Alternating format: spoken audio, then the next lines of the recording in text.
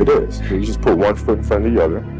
You control what you can't control. And then you see what the outcome is, right? If you win, great. You're going to have to wake up the next day and do the journey over again. If you lose, it sucks, but you're going to have to wake up the next day and do the journey all over again anyway, right? So it's really pointless to sit here and debate or have doubt or this, that, and the other. You train as hard as you can, and you step out there and you let it flow. Your attitude has a giant effect, not just on your life, but on other people's lives around you. That's the other thing about it. Those I can't catch a break guys, get them the f- away from me. I can't be around those guys. I don't want to hear that. I don't want to hear that. I don't buy it. Because everybody has bad breaks. Yeah. I've had a ton of bad breaks. But you know what I did? I stayed up. Yeah. And I thought through it. And I figured out what the f- I did wrong, and then I went back. It's like I f***ed up everything I've ever done 100 times. There's no other way to do it. And I've had a bunch of breaks. Everybody has. But you got to realize when you have those breaks what that is. It's an opportunity for you to reassess, reboot, get better, figure out another way, find another way through. This is just little challenges. And the people that look at those challenges and go, why do I always have these challenges?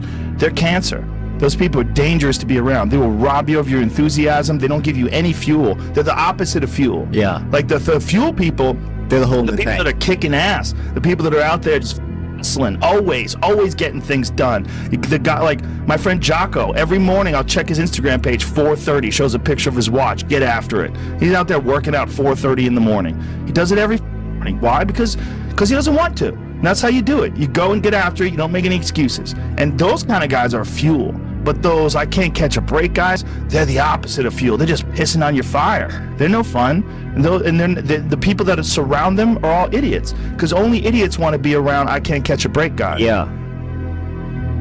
Lazy people do a little work and think they should be winning, but winners work as hard as possible and still worry if they're being lazy.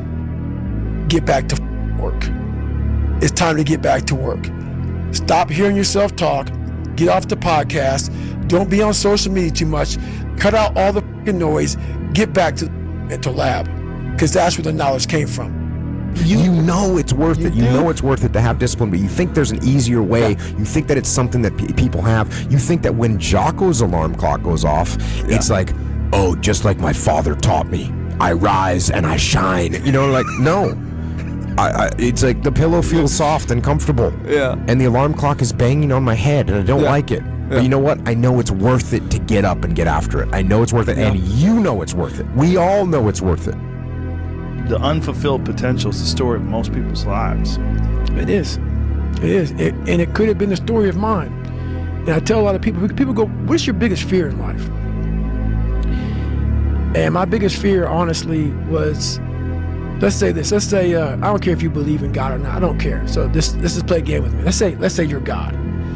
And we have a big, long line of people. And I made it to heaven. I'm 75 years old. I'm 300 pounds. I made it to heaven. I worked for Ecolab my entire life, spraying for cockroaches. That's what I did.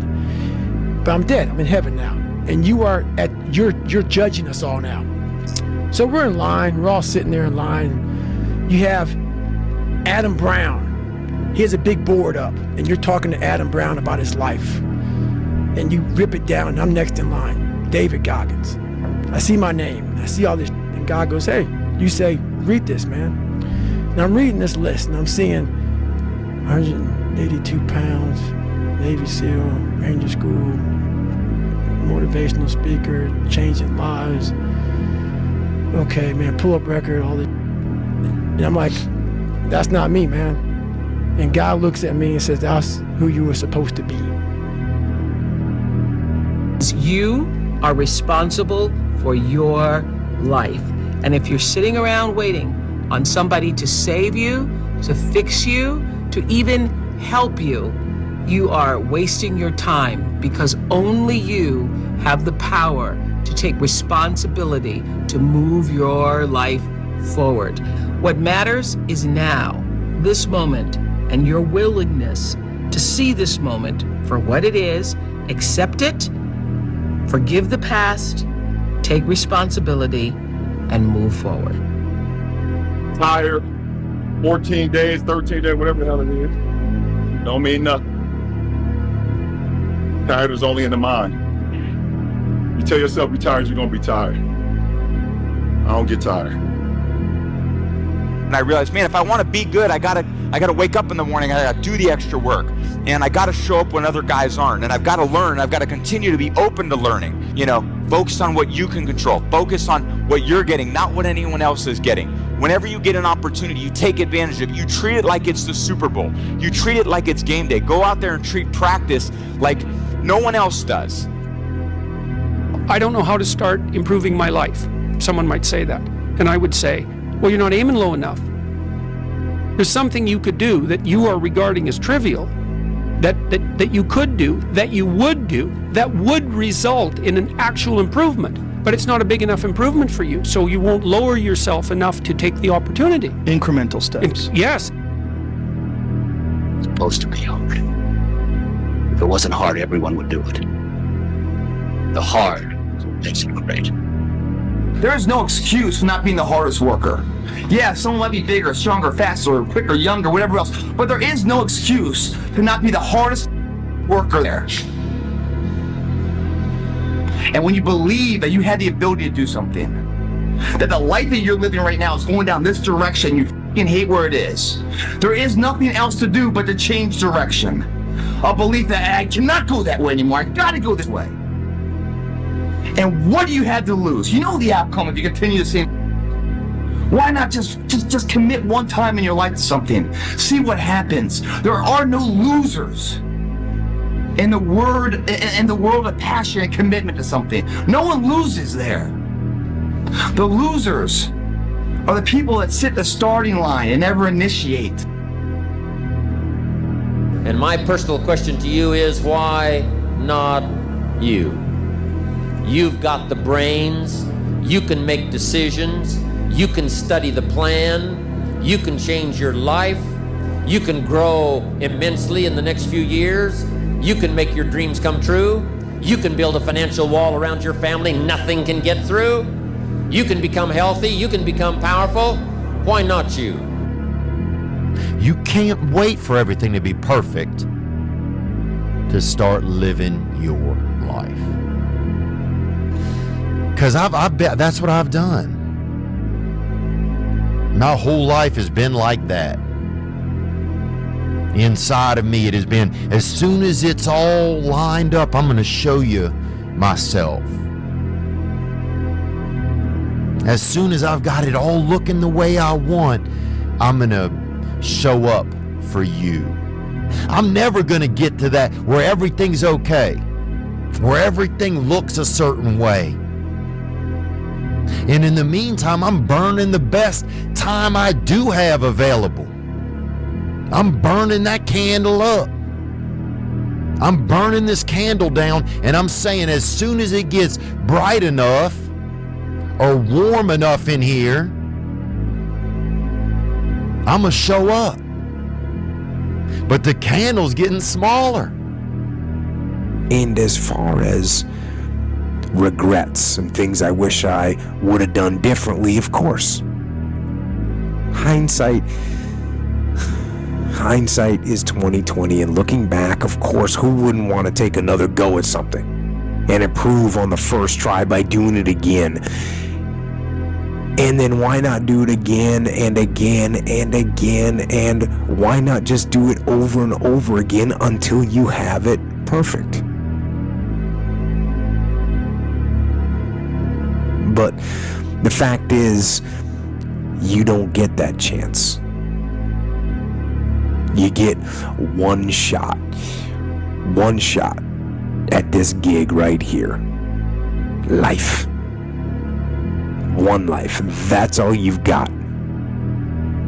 And regret, in and of itself, it's worthless. It does nothing for you. In fact, the only valuable thing in regret is the lesson you learned, the knowledge that you gained. But walking around filled with regret gets you nothing. So, learn and move on. Don't let regret beat you down. Don't be a slave to regret. No. Let it teach you. Let it make you better.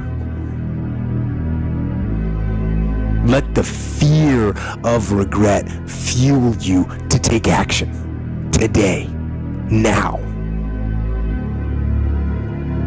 To take action now to become a better person, not filled with regret, but filled with knowledge.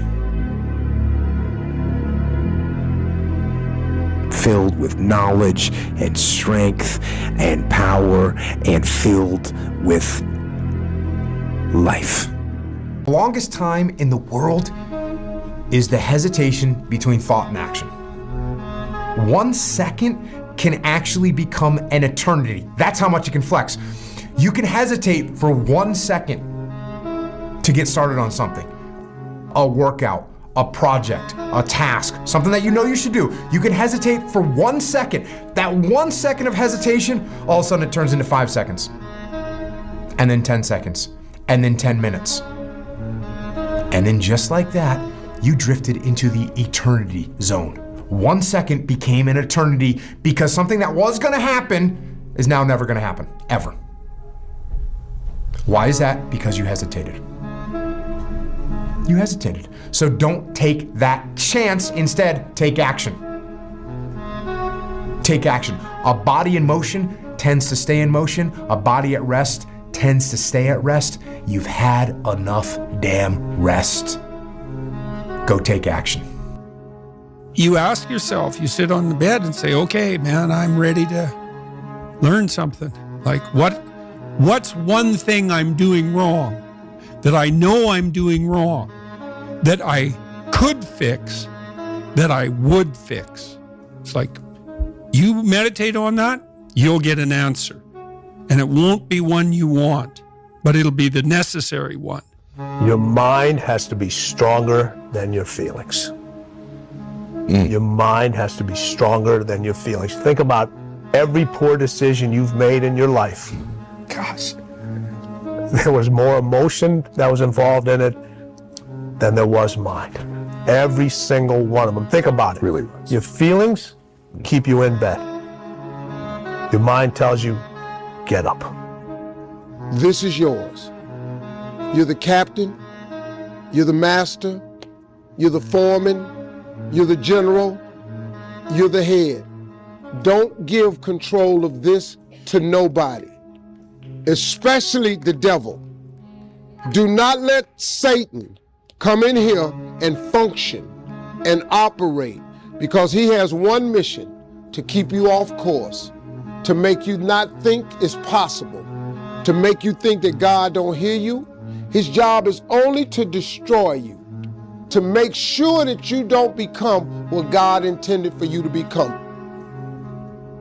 Every day when you get out of bed, life's standing right there to kick you in the face, man. Could be anything. Could be you get up and you walk downstairs, you got a flat tire and you're late for work and you got this and that. Life is going to throw all kinds of crazy shit at you, right? And you have to be ready for it, and you got to deal with it. You can't curl up into a ball. You can't run away from it. You can't hide. You have to take all this shit head on. Go do something. Do the best thing that you can think of. Put the best plan you have into practice. It's not going to be perfect, and it will change along the way. But it will change partly because you become disciplined pursuing the path. And as you become disciplined, you become wiser. And as you become wiser, you become able to formulate better and better plans. So you can start vaguely and confused and develop a plan that's not so great, and you start to implement it, and then you accrue incremental wisdom as you implement your flawed plan, and that enables you to fix the plan. Don't half-ass it. Don't half-ass it. Boy, that never goes out of style, does it? I mean, think about it. If you're gonna do something, if you've chosen to do something, whatever it is, easy, hard, if you give it your all and you don't half-ass it, win, lose, draw, get what you want, don't get what you want, whatever the outcome is, if you don't half-ass it, at least you're not going to have to wonder, oh, would the outcome have been different? What if I did give it my all? And boy, wondering that is what keeps us up at night. Everyone does a few reps when the burn starts and they stop. No one goes the extra mile. and keeps going. Like no one's in here right now. Why? Because it's Saturday evening, everyone's going to party, no one's in here, just me. You know, no one goes the extra mile. The thing about traffic jams, guys, there are no traffic jams in the last mile of the race. It's just you and your shadow. In the beginning, everybody's there. All the pretenders and the contenders, they're all there. But the last yard of life, the last mile of the journey, ain't nobody but you and your shadow. Traffic jams don't exist that far. You can go without your friends, you can go without going out, you can go without other people around you. You have to separate yourself from the pack. You have to be willing to spend time with yourself. You have to be willing to start cutting things out of your nutritional program. Eat healthy, you know, get enough rest, get enough sleep. All of these things come into play of finding your purpose. And it's almost sacrificing. You have to sacrifice.